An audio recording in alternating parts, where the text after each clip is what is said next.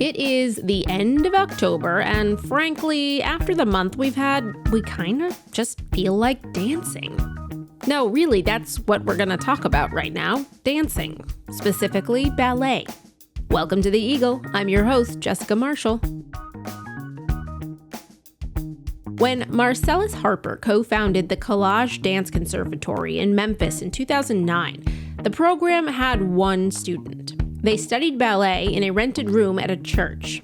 Today, the program has grown to train 1,000 dancers a week in multiple dance disciplines in a state-of-the-art facility that they call their own. Collage dance has come a long way, both in size and scope. It's now one of the largest ballet programs in the country and one of the largest Black-led performing arts organizations in the South. The Collage Dance Collective, a group of 17 professional BIPOC ballerinas, is coming to Proctors on November 3rd. Marcellus Harper joins me now on The Eagle to talk about the performance and collage's impact on the world of ballet.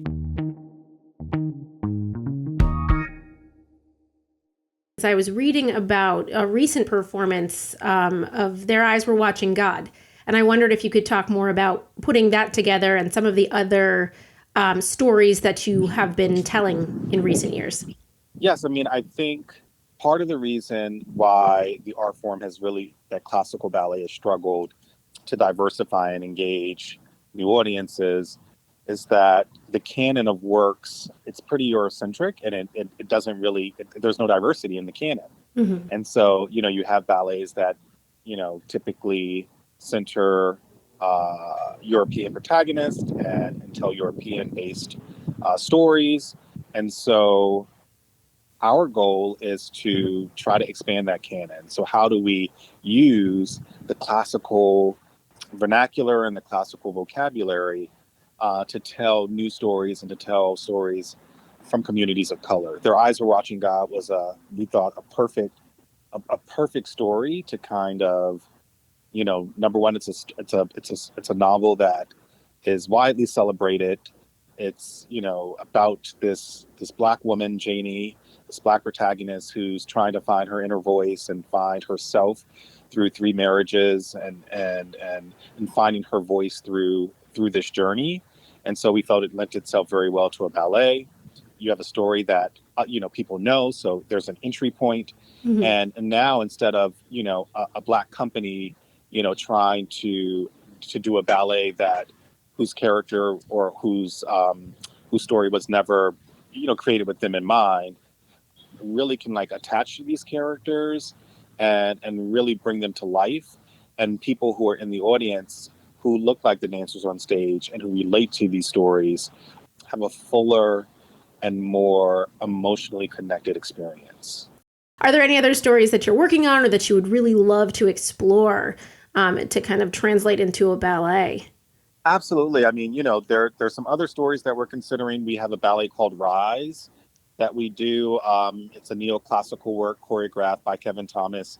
It utilizes or uses Dr. King's mountaintop speech mm-hmm. that he gave in Memphis right before he was assassinated in Memphis. Mm-hmm. And so it really tries to, what's amazing is that just how relevant his speech, how prophetic he was, what a visionary he was, and how his message still rings true today. The work that he started, how that work still needs to continue, and how his vision for, really the type of nation that we deserve is still a vision that we all can continue to work towards. That's a ballet that we do, and there's a residency program connected to it. So we can take that to other communities and work with young people in the communities who kind of learn about the history of Dr. King's work and the civil rights movement. Mm-hmm. And so that's a beautiful piece. On this program, we're doing a ballet called Bluff City Blues, which isn't a story ballet. It's not a narrative, but utilizes blues music. And so a lot of people don't think of ballet when they think of the blues. Mm-hmm. And so it's a beautiful way to show this interesting juxtaposition, but also, again, people who love blues are now like, oh, I didn't know ballet could, I didn't know that ballet could do this. So really opening people's minds to what ballet is and what it can be. Yes. And so you have artists like B.B. King and Muddy Waters and Coco Taylor. And so again, also bringing some of Memphis culture and Southern culture to New York. So all that to say that we do it through traditional narrative stories, but we also try to do it even when there aren't narrative works. Like, how are we emerging culture, Southern culture, Black culture into ballet to make it more relevant for a wider segment of our community. That sounds really exciting, and the opportunities seem, just really endless and exciting. I mean, are there anything else that you can kind of tell us about what the audience in Schenectady can expect to see during the show? Absolutely. Well, I think what the audience can expect to see is a really diverse program. So we're doing a world premiere called Luminescent. So first and foremost, Schenectady is going to be the very first audience to see this ballet that we're premiering. It's called Luminescent.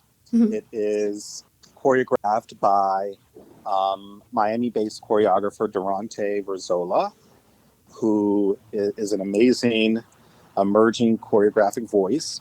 It features the music of Joseph Boulogne, Chevalier de St. George, who was an 18th century Black classical composer who a lot of people didn't know about. And so I think there's a movie about him called Chevalier. It's either on Netflix or Hulu, but this is a composer that was, creating in the 18th century. Many people call him the Black Mozart, but actually he came before Mozart. And so it's a beautiful way, again, to showcase this 18th century Black composer who's creating this beautiful music, classical music, and then to see these diverse dancers on stage interpreting that music, really performing at this world-class level. I think it's just a very special work. But you'll see everything. You'll see ballet, neoclassical ballet. You'll see modern. You'll see ballet to the blues. You'll hear classical music. So it's really a diverse program that at its core seeks to reflect the diversity of the communities that we work within and that we live within, because there are very few communities that are homogenous, and also seeks to engage people who have felt like maybe the art form isn't for them. And that's everyone. Only 3% of U.S. adults see ballet. And I think, what Collage tries to do is to really reach that 97%. Like, how can we show you that this is it's not an elitist art form. It's not stuffy. It's not, unaccessible. It's not boring. It's really something that you can come and have a great time. You can feel something. You can be inspired. You can be transformed. And we all, as humans, can relate and assess those things. The Collage Dance Collective will be performing at Proctors Theater in Schenectady November 3rd. We're going to take a quick break now. When we return, we're going to connect with our intrepid editor-in-chief, Casey Seiler, to talk about the month's biggest stories.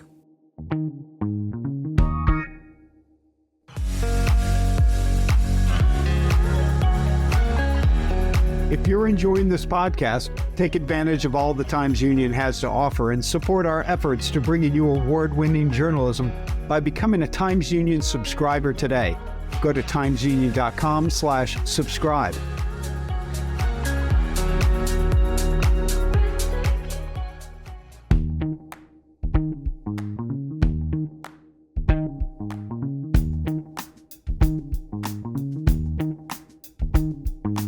Welcome back. You're listening to The Eagle. I'm Jessica Marshall. All right, we are welcoming back, after a long hiatus, Times Union editor-in-chief Casey Seiler.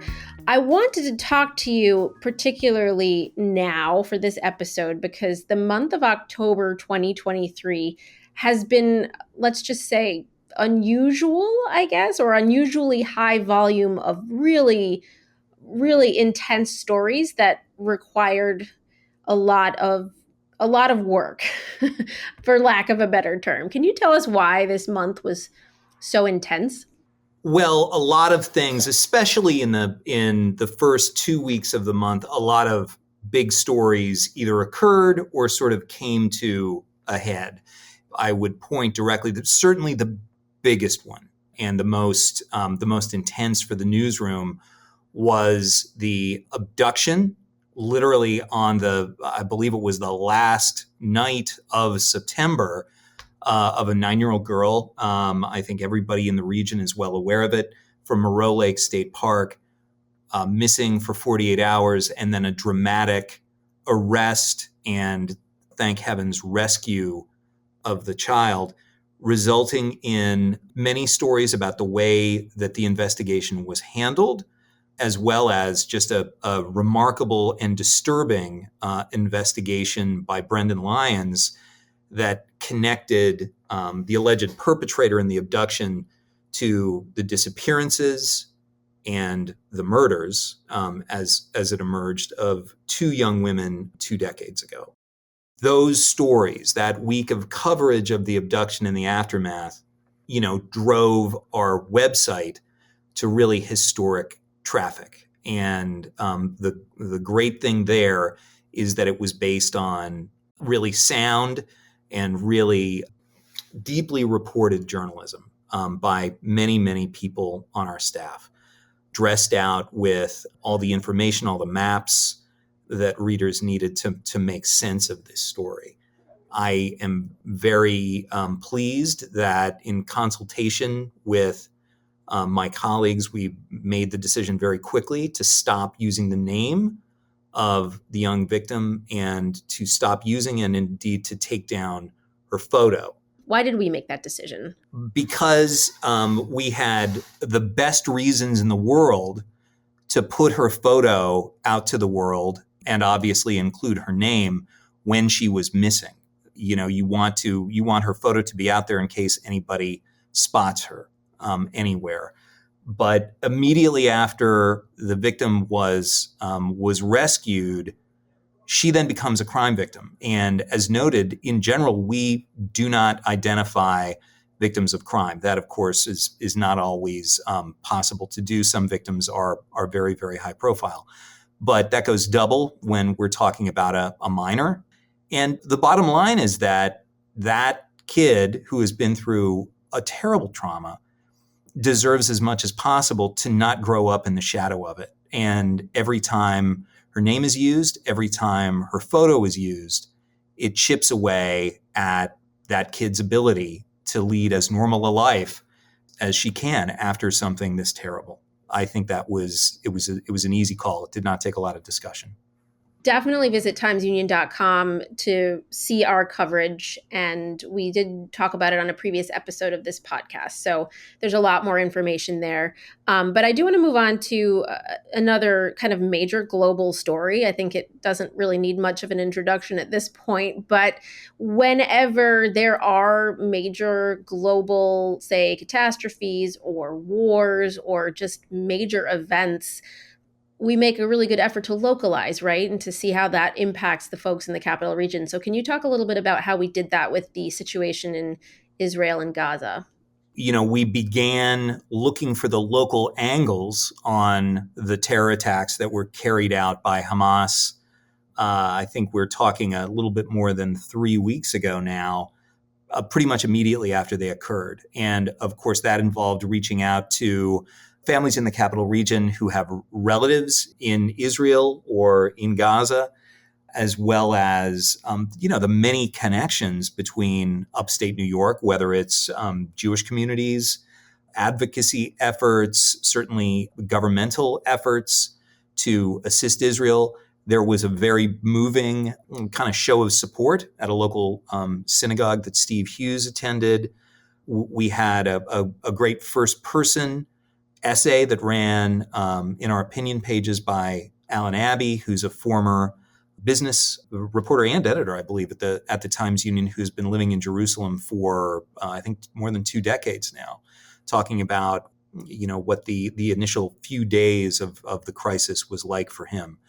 And obviously that news, the kind of New York angle on the news, has continued with controversies over, social media posts that have drawn ire on local campuses, as they have on campuses and elsewhere around the country. And of course, just in the past week or so, Governor Kathy Hochul took a trip to Israel to show support as well. So similar to the invasion of Ukraine, these are quite literally earth-shattering events that have ripples not only in New York City but upstate as well, and we'll continue to report on those. Now, I feel like I could name 6 more stories off the top of my head, but we would be here for a 2-hour podcast if we really delved into everything that happened this month and all of the stories that we covered. But I do want to draw attention to one more story, and it is kind of a story that is the culmination of maybe more than a decade at this point, or almost a decade of coverage, and that is the case of Daryl Mount. Can you tell us kind of what happened with that case this month? Daryl Mount, just to remind folks, Daryl Mount, a young Black man who got into an altercation allegedly with his girlfriend in sort of the bar zone in Saratoga Springs that led to a foot chase with police that ended with him grievously injured in an alleyway. The police said that it appeared that he had fallen from a scaffolding that he had tried to climb up to get away from them, and his family claimed and ended up putting those claims into a civil suit that he had been beaten by police so badly that he never fully recovered. He was basically hospitalized for the remainder of his life, which lasted less than a year. And the case and the police department's handling of it in Saratoga Springs and the city government's response to it became a controversy that has lasted for years, that has fed into concerns over civil rights that have been voiced by the very vocal Black Lives Matter contingent in Saratoga Springs. It finally went to trial this month, and the result was that the jury did not find for the plaintiffs. At least in terms of this civil complaint, the police and the city was found to be not liable. Now, there is abundant criticism to be loaded on the past administration, specifically police and public safety leaders, for the way that police responded to it, specifically the police chief telling a reporter, not for the Times-Union, but for the Saratogian, that in the immediate aftermath of the incident, that an internal affairs investigation was being done. He strongly intimated to the reporter that an internal investigation was being done when it was clear that no internal investigation was being done. There was a criminal investigation into this matter, but not an internal police investigation.